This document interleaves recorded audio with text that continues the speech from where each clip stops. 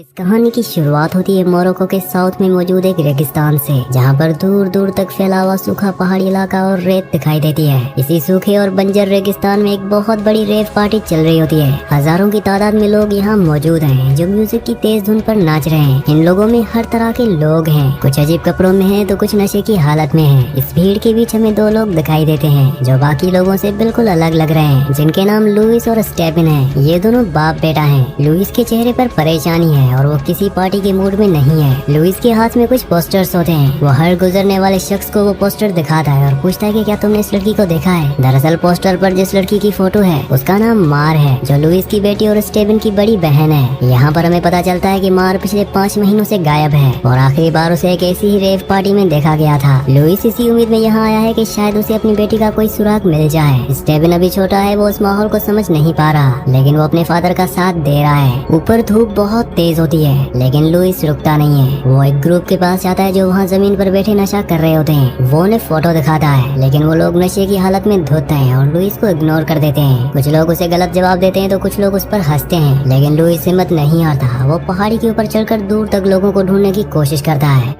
अब इसके बाद शाम होने लगती है। लुइस और स्टेफन थक कर एक जगह खड़े होते हैं। तभी उनकी मुलाकात एक रेवर्स के ग्रुप से होती है। इस ग्रुप में कुछ लड़के और लड़कियां हैं। ये लोग दिखने में थोड़े अलग लग रहे होते हैं। लुइस उन्हें मार की फोटो दिखाता है। इनमें से एक लड़की फोटो को ध्यान से देखती है। वो लुइस को बताती है कि उसने शायद इस लड़की को देखा है, लेकिन यहाँ नहीं। वो बताते हैं कि डेजर्ट के और भी अंदर मोरिटानिया के बॉर्डर के पास एक और सीक्रेट रेव होने वाली है। ये एक बहुत बड़ी और आखिरी पार्टी होगी। वो कहते हैं कि हो सकता है कि मैर वहाँ गई हो, क्योंकि वो पार्टी बहुत मशहूर है। ये सुनकर लुइस के मन में एक उम्मीद जागती है। तभी वहाँ पर कुछ हलचल शुरू होती है। पुलिस और मिलिट्री की गाड़ियाँ वहाँ आना शुरू हो जाती हैं। अनाउंसमेंट होती है कि ये पार्टी इलीगल है और सबको जल्द से जल्द यहाँ से निकलना होगा। साथ ही रेडियो पर खबर आती है कि कंट्री में हालात खराब हो रहे हैं। इस कंट्री में सिविल वॉर शुरू हो चुकी है और अब हालात बद से बदतर होते जा रहे हैं। मिलिशिया लोगों को वहाँ से निकालने के लिए जबरदस्ती करती है, लेकिन वो रेवर्स का ग्रुप पुलिस की बात नहीं मानते। वो फैसला करते हैं कि वो वापस शहर नहीं जाएंगे, बल्कि आगे रेगिस्तान की तरफ जाएंगे उस सीक्रेट पार्टी के लिए। वो अपनी 2 बड़ी वैन्स में बैठते और निकलने की तैयारी करते हैं। लुइस भी जल्दी से फैसला लेता है। वो सोचता है कि अगर मैर उस अगली पार्टी में है तो उसे भी वहाँ जाना होगा।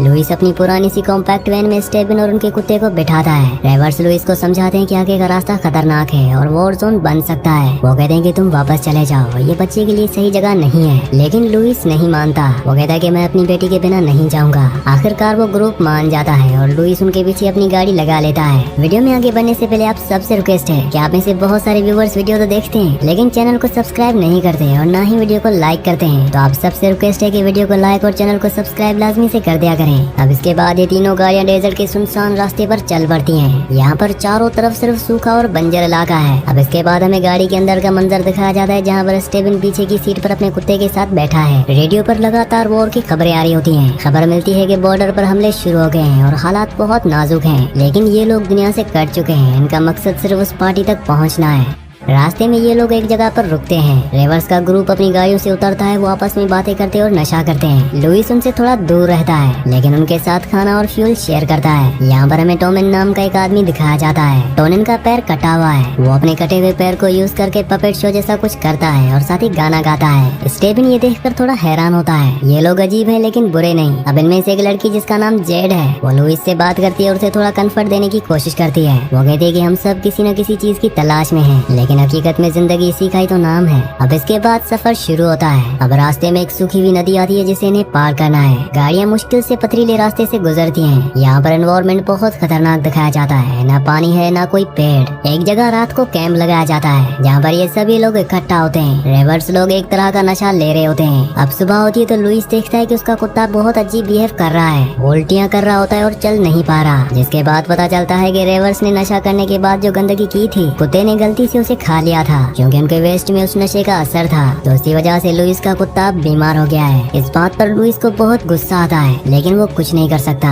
वो ग्रुप के साथ मिलकर कुत्ते का इलाज करने की कोशिश करते हैं। जेड और बाकी लोग कुत्ते को पानी पिलाते हैं और उसका ध्यान रखते हैं। इस हादसे से लुइस और उस ग्रुप के बीच थोड़ी नजदीकी बढ़ती है, क्योंकि वो सब मिलकर उसके कुत्ते की मदद करते हैं। कुत्ता धीरे धीरे ठीक होने लगता है। अब इसके बाद सफर आगे बढ़ता है और अब रास्ता पहाड़ी हो जाता है। सड़क बहुत संकरी और कच्ची है। एक तरफ ऊंची पहाड़ी है और दूसरी दूसरी तरफ गहरी खाई। आगे वाले रेवर्स की एक बड़ी वैन के टायर रेत और पत्थरों में बुरी तरह फंस जाते हैं। गाड़ी आगे नहीं बढ़ पा रही होती। सब लोग अपनी गाड़ियों से उतरते हैं। लुइस भी अपनी वैन से उतरता है। स्टेबिन और कुत्ता लुइस की वैन के अंदर ही बैठे रहते हैं।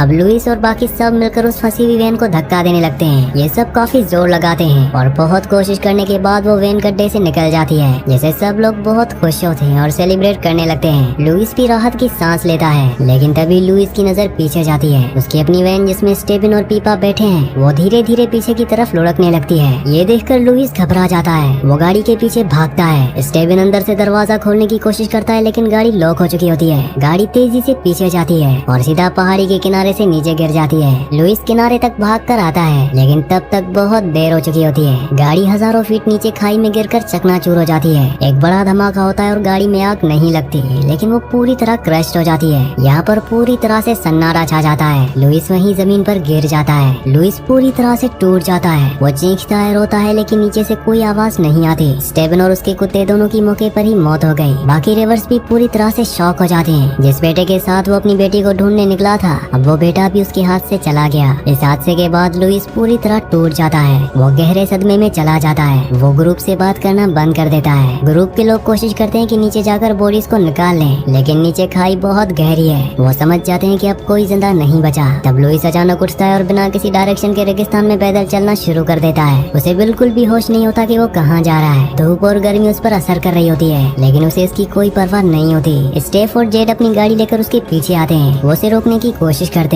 लुइस उनसे दूर हटने को कहता है, लेकिन वो लोग उसे अकेला नहीं छोड़ते। वो जबरदस्ती लुइस को गाड़ी में बिठाते हैं और उसे पानी पिलाते हैं। लुइस की आंखों में अब कोई उम्मीद नहीं बची है। बेटी गायब है और बेटा मर चुका है। रेवर्स का ग्रुप अब डिसाइड करता है कि वो वापस नहीं मुड़ सकते, क्योंकि पीछे वॉर जोन है और उनके पास फ्यूल बहुत कम है। उन्हें आगे ही बढ़ना होगा, शायद किसी बस्ती या मदद की तलाश में।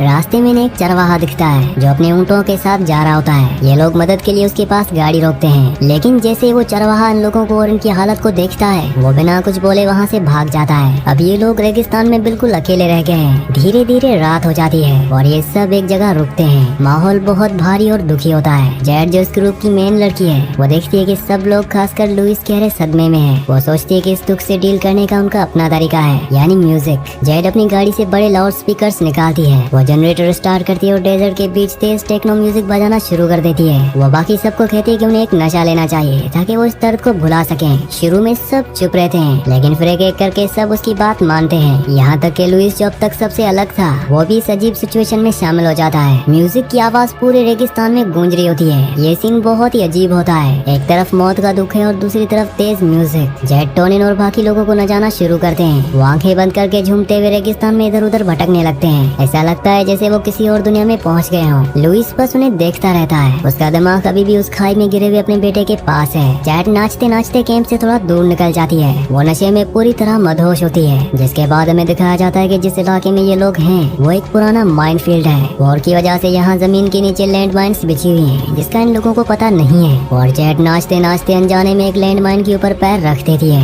म्यूजिक के शोर में किसी को कुछ सुनाई नहीं देता। तब अचानक एक जोरदार धमाका होता है, जिससे जेड की के चिथड़े उड़ जाते हैं। धमाके की आवाज सुनकर बाकी सबका नशा टूट जाता है और वो उस तरफ देखते हैं। टोनिन जो जेड के करीब था और उसका दोस्त था, वो ये देखकर पागल हो जाता है। वो चीखता हुआ जेड की तरफ भागता है। बाकी लोग उसे रोकने की कोशिश करते हैं। वो कहते हैं कि वहाँ माइंस हैं, लेकिन टोनी किसी की बात नहीं सुनता। वो भागते हुए जाता है और जैसे वो जेड की बॉडी के पास पहुंचने वाला होता है, तब उसका पैर दूसरी लैंडमाइन पर पड़ता है, जिसे टोनिन भी मारा जाता है। म्यूजिक अभी भी चल रहा होता है, जो इस सीन को और भी भयानक बना देता है। ये देखकर बाकी लोग सुन पड़ जाते हैं। वो डर के मारे हिल भी नहीं पाते। उन्हें समझ में आ जाता है कि वो मौत के मैदान में खड़े हैं। लुइस जो पहले ही अपने बेटे को खो चुका है, वो अब इन नए लोगों को भी मरते हुए देख रहा है। अगली सुबह दिखाया जाता है कि जेड और टोनिन के बॉडी के टुकड़े वहाँ बिखरे हुए हैं। बचे हुए लोग वहाँ से हिलने की हिम्मत जुटाते हैं। वो बहुत ध्यान से एक एक कदम रखते हुए वहाँ से वापस गाड़ियों तक आते हैं। अब इनके पास कुछ नहीं बचा, ना उम्मीद, ना खुशी, ना कोई मंजिल। जिस पार्टी के लिए वो निकले थे वो बेमानी लगती है। लुइस अपनी बेटी मार को ढूंढने निकला था, लेकिन उसने अपना बेटा, अपना कुत्ता और अब ये नए साथी खो दिए। आखिर में हम लुइस को देखते हैं। वो बिल्कुल अकेला महसूस कर रहा है। उसके चेहरे पर अब दुख से ज्यादा एक खालीपन है। जिसके बाद लुइस गाड़ी में बैठता है और वो आगे बढ़ने का फैसला करता है या शायद वहीं रुकने का, ये क्लियर नहीं होता। इस सीन के साथ इस मूवी का, इस कहानी का एंड हो जाता है। अगली कहानी आप किस मूवी पर सुनना चाहते हैं मुझे नीचे कमेंट्स में जरूर बताना। और अगर आपने हमारे चैनल को सब्सक्राइब और वीडियो को लाइक नहीं किया तो जल्दी से वीडियो को लाइक और चैनल को सब्सक्राइब कर दें।